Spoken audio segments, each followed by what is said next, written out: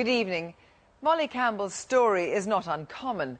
A child torn between two countries after a divorce. But when Molly disappeared from her home in the Western Isles, it made headlines. Why?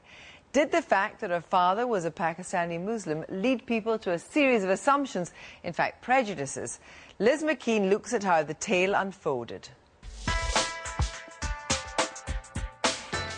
The story as it was first told was a sorry one, though simple enough. Last Friday, 12-year-old Molly was allegedly snatched outside her school in the Outer Hebrides. It was suggested that she'd been taken by her sister and father to Pakistan, perhaps for an arranged marriage. Under the gaze of the national media, the girl's mother, her legal guardian, made a desperate appeal. We miss her so much. And we beg her to come back home. And I need her to know that she's not in any trouble. Molly Campbell's grandmother was widely quoted, saying her granddaughter would be forced by her Muslim father to become a child bride. She claimed a 25-year-old had been lined up. The fear that children might be forced into arranged marriages is at the heart of many of the growing cases involving domestic disputes between this country and Pakistan. In some of the cases that we deal with Pakistan, the left-behind parent does have concerns about whether the child will then be forcibly married. And of course we have to take these fears of the parent very seriously. And this is one of the reasons why we had the Forced Marriage Unit set up at the Foreign and Commonwealth Office to start to investigate these cases, provide proper advice to the families concerned, and also provide care and support to those children that were abducted, that were being forcibly married, through the High Commission in Pakistan.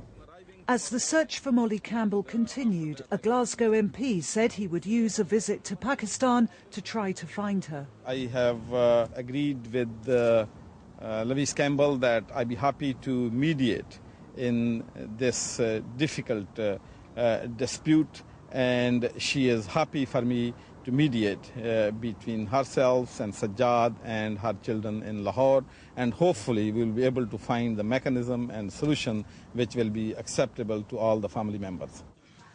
Today a very different story emerged. My name isn't Molly-Misbah. Yeah, Misbah.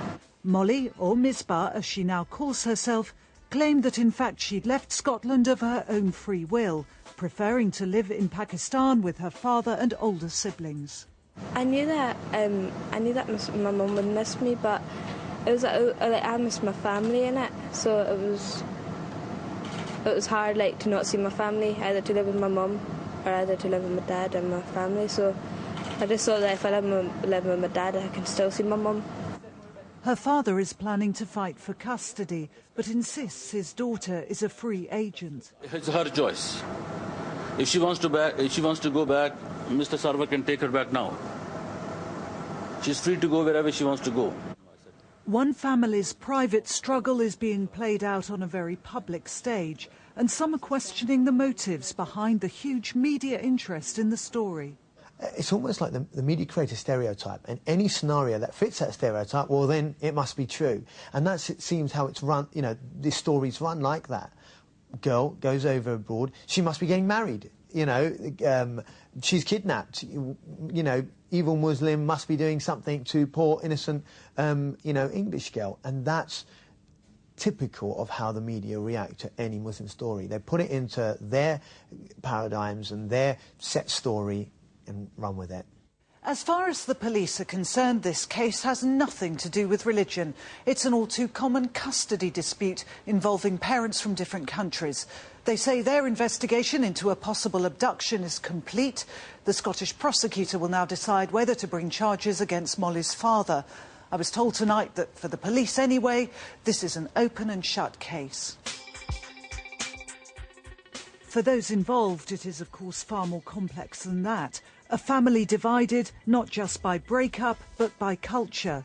And whatever Molly or Misbah might wish, it's ultimately the Scottish authorities that will decide where she lives.